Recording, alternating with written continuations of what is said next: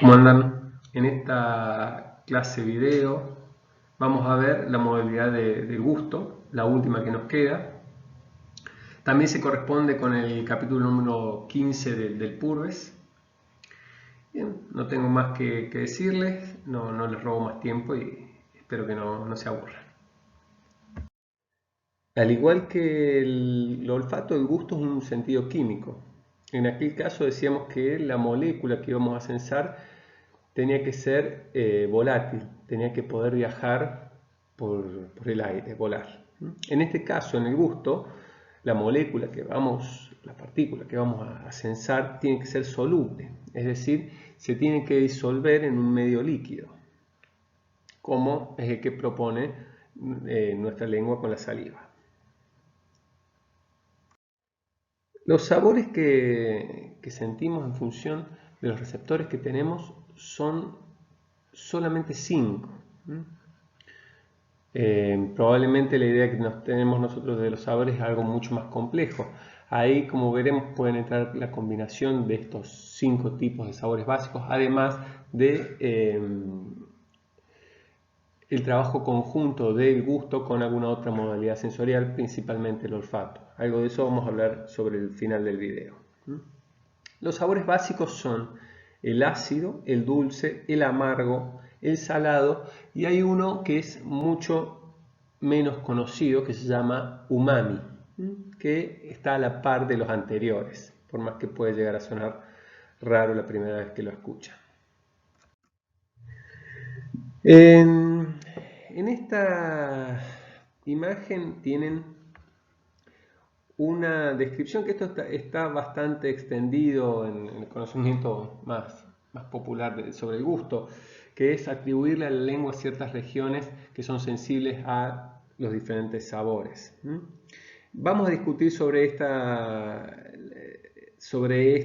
la veracidad estricta de esta idea más adelante. Pero la idea es poder hablar un poquito más de estos gustos. Acá los tenemos a estos 5 gustos, con algunos ejemplos de alimentos que lo pueden graficar, como la sega o la rúcula para el amargo, los cítricos para el ácido, el azúcar, el chocolate para el dulce, las aceitunas, las anchoas para el salado, o bien, como decía Carlitos Balá, la misma sal. Es una adaptación de la frase de Balá. Y bueno, y acá tenemos el umami. El umami lo vamos a poder encontrar en el queso parmesano, jamón, el jamón curado, el crudo, tomate, los espárragos. Particularmente está muy presente en lo que es la comida oriental. Ahí tienen varios alimentos que son ricos en el sabor umami. Veamos algo más de esto. El umami es rico en glutamato. Hay una historia que dice que a comienzos del siglo pasado una persona japonesa descubrió que alguna sopa de algas era rica en un sabor que no se podía reducir a los anteriores que habíamos visto.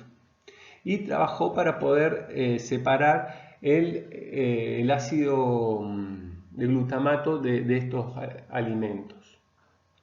Y pudo generar una solución que después la patentó y bueno, y usó en este caso lo que pudo aislar fue y el más rico en sabor fue el glutamato de sodio. Trabajó con un glutamato de varios minerales, pero con que finalmente terminó comercializando fue el de sodio. Este componente está en muchos alimentos como los tomates que habíamos dicho, el brócoli, los espárragos, en varias carnes, en los pescados. Bien, puede llegar a ser un poco difícil poderlo describir, varios quesos también.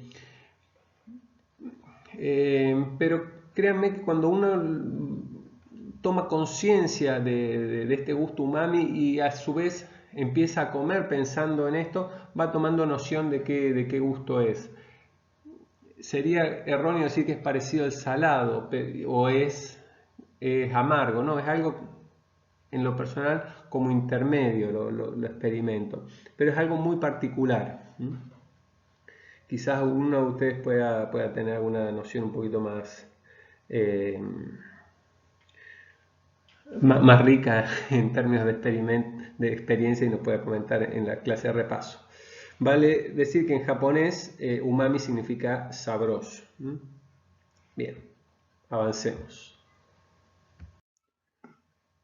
Pasemos a ver la lengua y los receptores, ¿no? Mucho se habla de las papilas gustativas como las responsables, pero no se acaba en las papilas. Obviamente están las papilas, pero dentro de las papilas tenemos a los botones gustativos, que es en los botones donde tenemos los receptores. Primero, veamos que papilas tenemos de diferentes tipos, que se diferencian por la forma que tiene y la distribución en la lengua. Por ejemplo, las papilas calciformes se encuentran en la región posterior. Y luego, ya en la región media, las papilas foliáceas y las papilas fungiformes. Tengan en cuenta que dentro de las papilas, como decía recién, están los botones donde están los receptores, que ahora veamos, los vamos a ver. Acá está un botón o corpúsculo gustativo.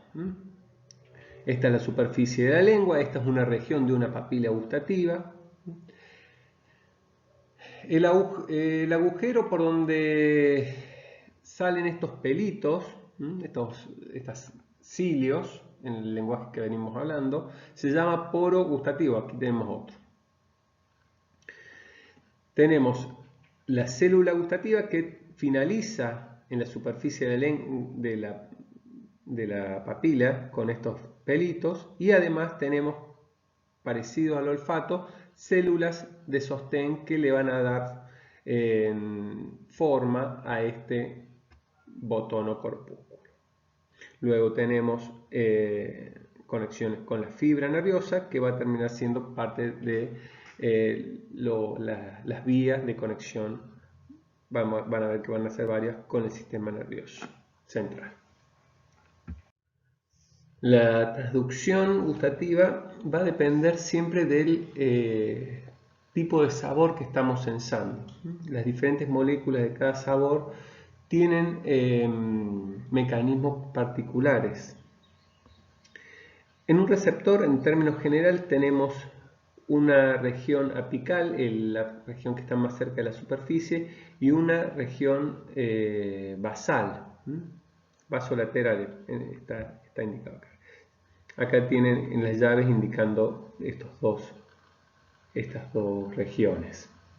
Como pueden ver acá, lo vamos a ver en la próxima diapositiva, pero podemos ver, por ejemplo, dulce, amargo, umami, que tienen un canal, perdón, un receptor que está acoplado a una proteína G, que luego va a terminar activando otros canales. Pero por el otro lado tenemos la sal, por ejemplo, que tiene un canal iónico que permite el paso justamente del sodio, de la sal.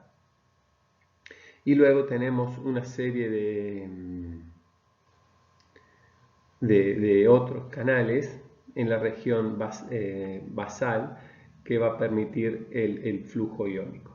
Posteriormente tenemos la liberación de neurotransmisores, en este caso es la serotonina, que va a generar el potencial en la próxima neurona.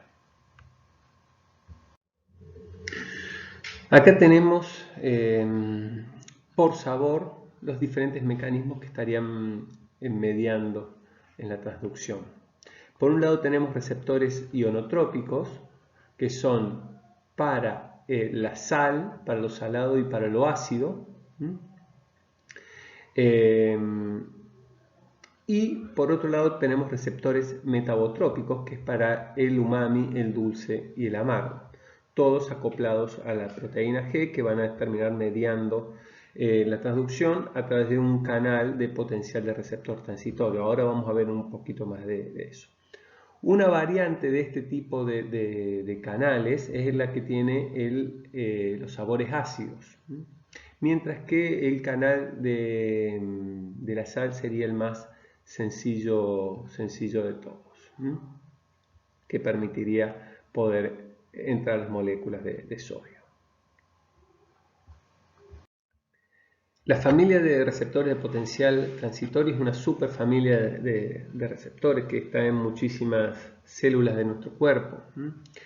En términos generales son canales catiónicos que son permeables al calcio, que no son sensibles al potencial de la membrana, al estado del voltaje de la membrana, y que pueden ser activados por muchos estímulos, desde físicos, mecánicos, químicos, ligandos que tanto pueden ser endógenos como exógenos. Justamente en el gusto también tenemos tanto ligandos exógenos como endógenos. Exógenos tenemos el ácido, el ácido trabaja con moléculas de hidrógeno que serían el ligando para estos canales. El ácido se convierte a moléculas de hidrógeno y eso es lo que terminamos sensando y lo que nos va a dar la activación del sabor de ácido.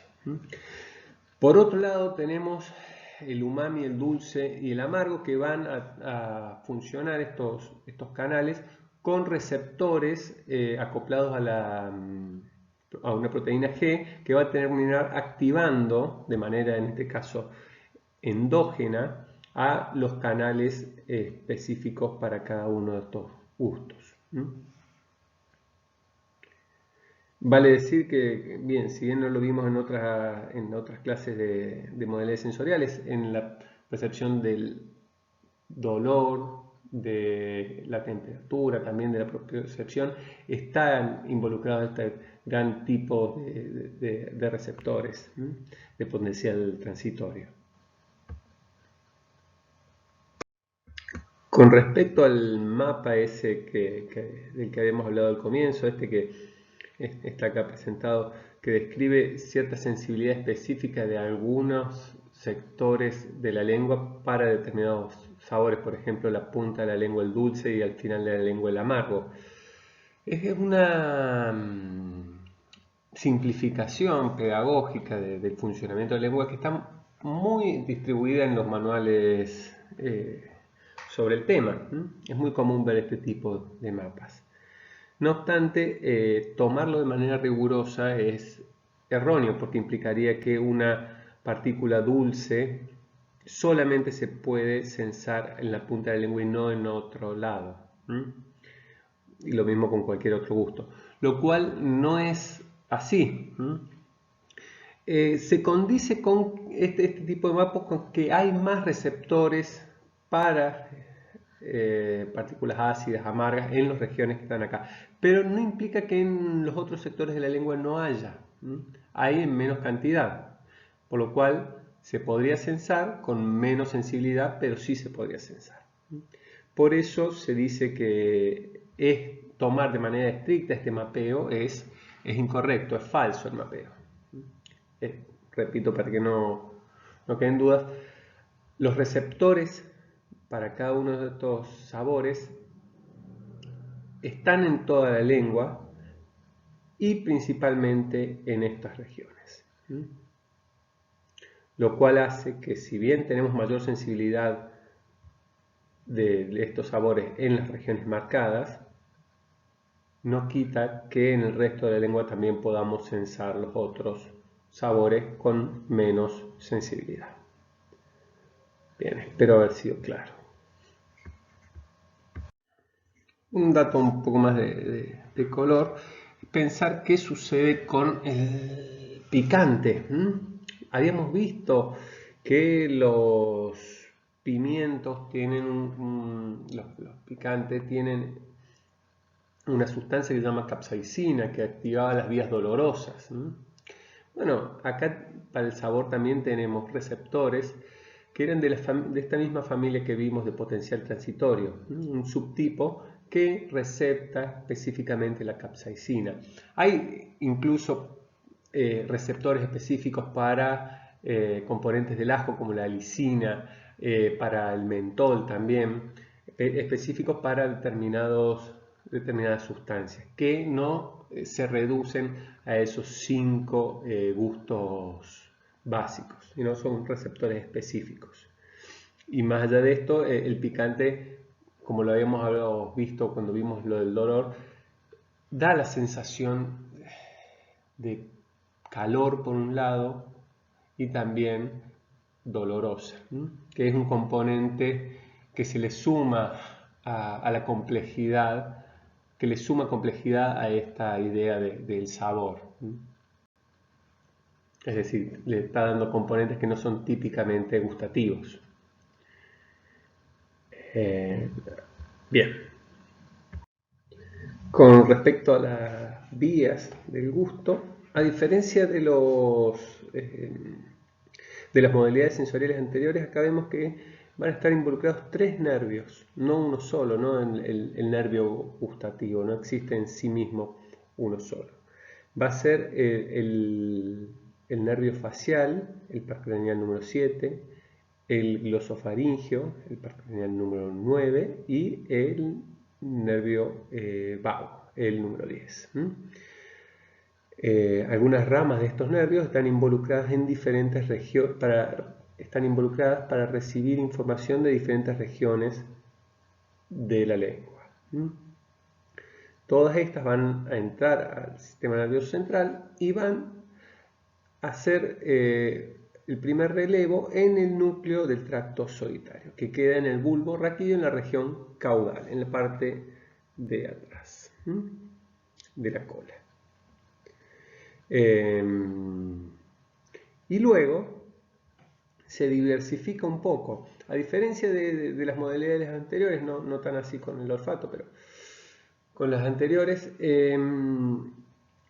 tenemos una sinapsis en el tálamo.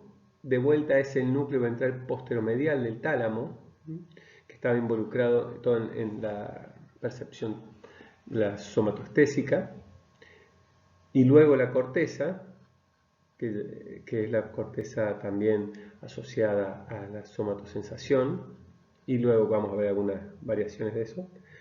Pero lo que quiero decir es que además de la vía que va al tálamo, tenemos asociaciones con la amígdala y con el hipotálamo en la región lateral. Bien, acá tenemos un diagrama esquemático de la vía. Este es del libro. Tenemos los 3 nervios craneales con la región de la lengua que le corresponde a cada uno.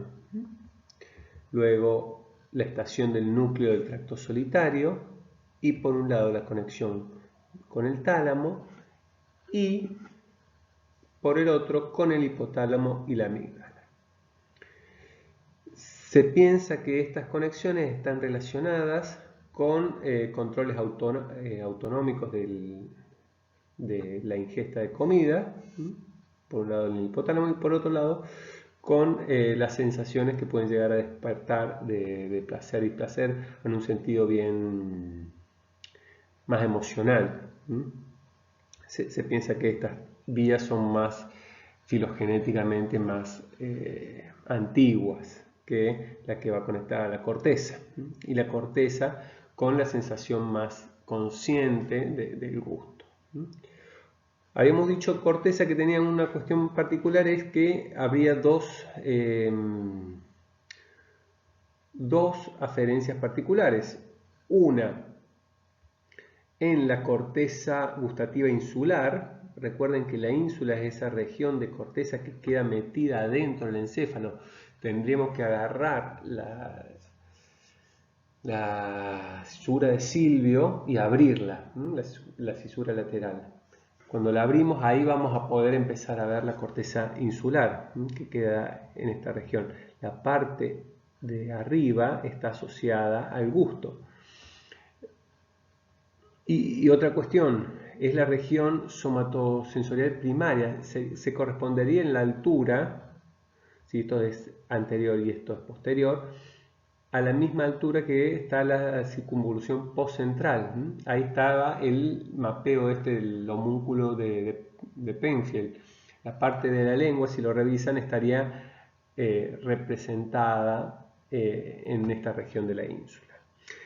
En la región temporal, lo que estaría ya parte del lóbulo temporal, recuerden que habíamos hablado de la región primaria de la audición, ¿no? Capítulo aparte ese. Bueno, tenemos esta conexión y por otro lado tenemos una región frontal. Si ven acá en este gráfico, nos está marcando dónde están los cortes estos coronales. Uno es en la altura esta más postcentral y otro en una región frontal, que es la corteza gustativa frontal, el opérculo frontal. Aquí lo van a tener. Y este área se asocia a una integración multimodal de las sensaciones. Como vamos a ver ahora con lo que vamos a terminar la clase, el gusto, la sensación del gusto está muy relacionada con otras modalidades sensoriales.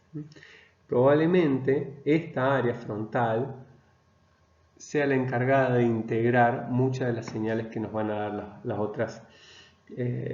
otros sentidos. Asimismo, hablando con el profesor Bueno de la otra cátedra de la B, me comentaba que hay una posible explicación también en la corteza insular con la corteza piriforme del olfato, que también una de las relaciones más fuertes que tiene el gusto es con el olfato, que posiblemente haya alguna conexión involucrada aquí. Pero bueno, ahí nos vamos un poquito del libro con eso. Sigamos. Ya para terminar, veamos la interacción del gusto con las diferentes modalidades sensoriales, que si bien empezamos diciendo que el gusto se debía a 5 sabores básicos, después pudimos ver que había receptores específicos para algunas sustancias que no estaban incluidas, como la capsaicina del picante.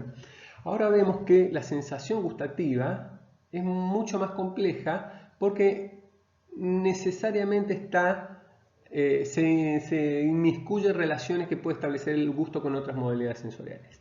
La más obvia de estas relaciones es con el olfato. Están muy próximos los centros sensoriales de ambas modalidades. Tenemos en este diagrama, podemos ver la lengua y por otro lado el epitelio olfatorio acá arriba. Y hay una conexión que es la vía retronasal, que el aire que las partículas de eso que estamos comiendo, que sean volátiles, pueden ingresar al epitelio olfatorio a través de la vía retronasal. Y en este sentido, lo que estamos comiendo, además de poder entrar a nuestro olfato por la vía nasal, también mientras lo masticamos y deglutimos, estaría estimulando el epitelio olfatorio. Por eso, mucho de lo que nosotros sentimos es una combinación de las dos modalidades sensoriales. Y por eso, muchas veces, cuando estamos resfriados, no sentimos el gusto. En realidad no sentimos eso que llamamos gusto, que es tan complejo, pero sí deberíamos poder sentir los sabores básicos que vimos al comienzo. Hay un ejemplo bastante fuerte de esta relación, que es una investigación que muestra por qué hay personas que le gusta mucho el cilantro y hay personas que lo odian. No sé si lo conocen, el cilantro es esta hojita, es muy parecido al perejil en la vista, pero no en el gusto. Yo soy particularmente de las personas que no les gusta el cilantro. El cilantro despierta amores y odios muy fácilmente. Si no lo conocen, pregunten a gente allegada a ver si ha probado el cilantro y si les gusta o no. Hay gente, sí, sí, la verdad que acompaña bien, y hay gente que directamente dice, no, no me des cilantro. Yo me ubico en este último grupo. El trabajo este postula a que esta sensación bien dicotómica que despierta el cilantro se debe a la expresión de un gen en el epitelio olfatorio, que va a hacer que tengamos un receptor o no lo tengamos. Si se expresa lo tenemos, si no, no.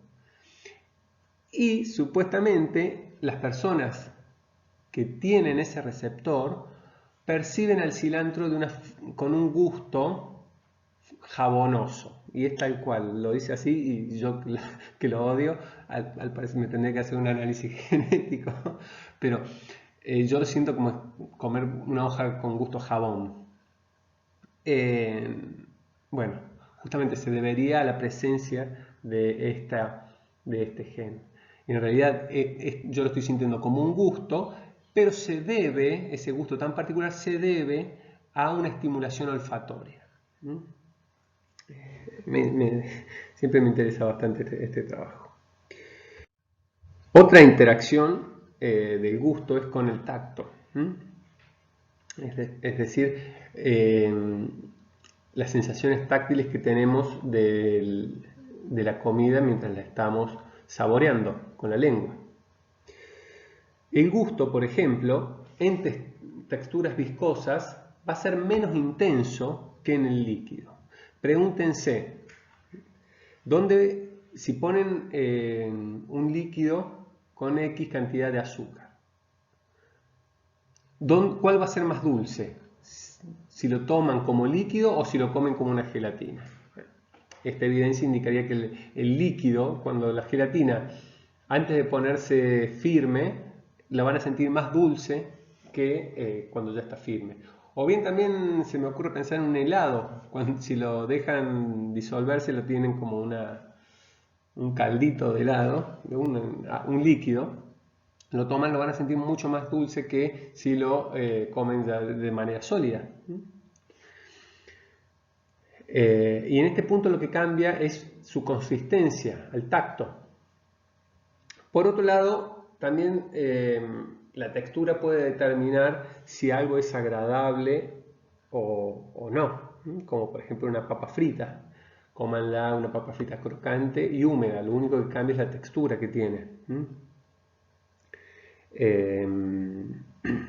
Bien, es bastante patente y la textura hace también a eso que estamos llamando sabor en sentido amplio. La interacción del gusto con la visión es bastante clara, eso en un sentido común lo podemos pensar, que la visión condiciona mucho las expectativas que tenemos ante cierta comida sobre su sabor.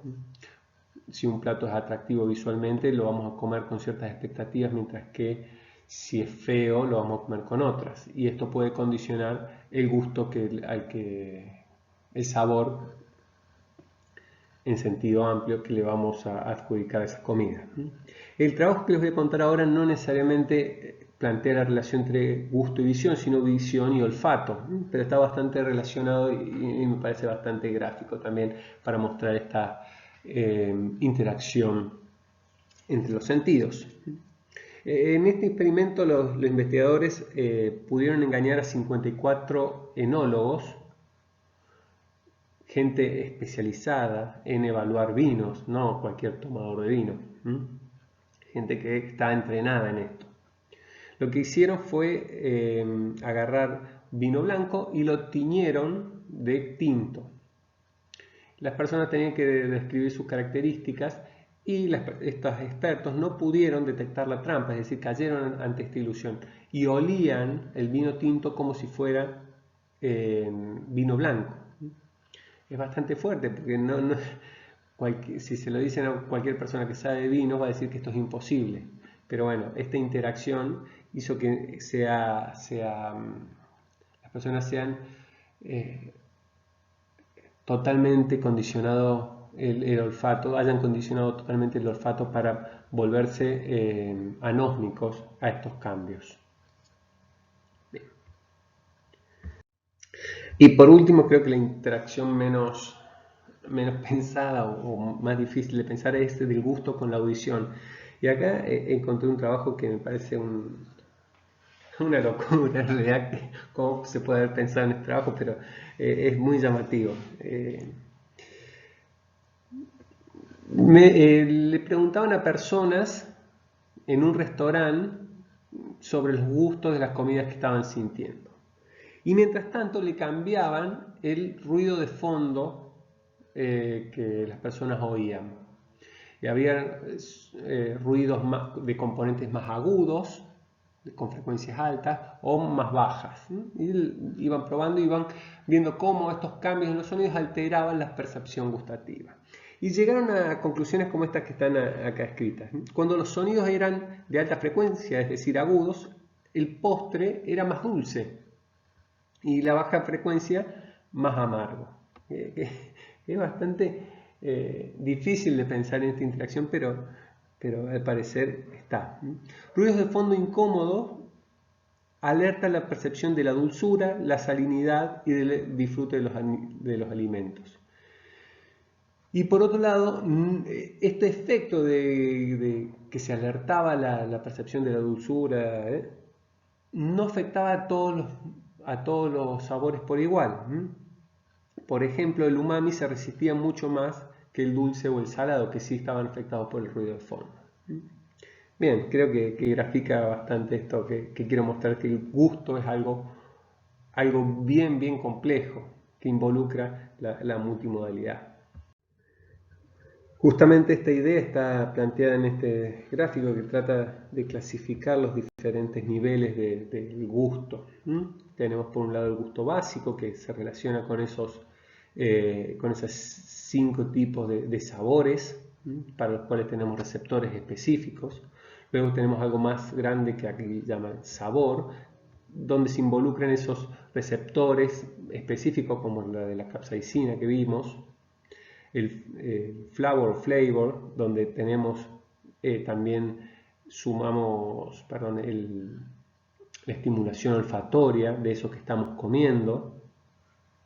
Luego la palatabilidad, que involucra la textura, el color, el sonido, que estaría mostrando las interacciones estas últimas que vimos.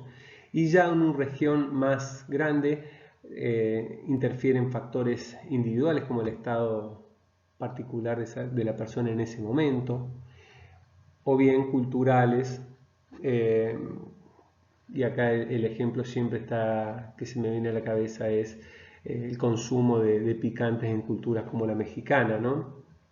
Que el picante está totalmente integrado a la dieta, e incluso hay una anécdota de color que se ha demostrado que la leche materna tiene componentes de capsaicina, incluso el bebé cuando ya está tomando la leche del pecho de la madre ya está recibiendo esa dosis de picante. ¿Qué van a hacer? Van a configurar el perfil de los sabores de la persona. Tenía un conocido mexicano que había venido acá a la Argentina y no sentía sabor a nada a la comida nuestra, y justamente era porque no tenía ese componente al cual estaba tan acostumbrado, que era de picante. Bien, aunque no lo crean, llegamos al fin y al final de todos los videos de las diferentes modalidades sensoriales. Que tuvimos varios. Este por suerte resultó un poquito más breve. Lamento si los otros fueron medio pesados. En sí reconozco que fueron largos. Bueno, ya espero que me den alguna retroalimentación de eso. Les va a quedar el video sobre ilusiones sensoriales, que eso va a ser un poquito más llevadero, implica hacer algún ejercicio para que luego después podamos reflexionar sobre qué mecanismo, qué proceso fisiológico está involucrado en cada uno. Pero bueno, ese va a ser más, créanme, va a ser más llevadero. Repasemos lo que vimos en este de gusto. Vimos los sabores básicos, nos detuvimos un poquito más en este sabor más extraño que es el umami. Vimos los corpúsculos gustativos. Algo que no dije de los corpúsculos es que, al igual que los receptores olfatorios, los gustativos se regeneran, se van regenerando permanentemente, lo cual no es común en las demás modalidades sensoriales. Hablamos de la transducción, vimos que cada sabor tiene un proceso específico, tenemos receptores ionotrópicos y metabotrópicos, más de estos últimos. Después vimos las vías centrales, vimos la corteza, pero también vimos algunas conexiones extras. Y luego vimos esto de la interacción del gusto con otras modalidades sensoriales para entender mejor lo que es el sabor de una manera compleja y multimodal. Bien, eso es todo. Espero encontrarlos en los espacios de consulta o bien me escriben por el foro.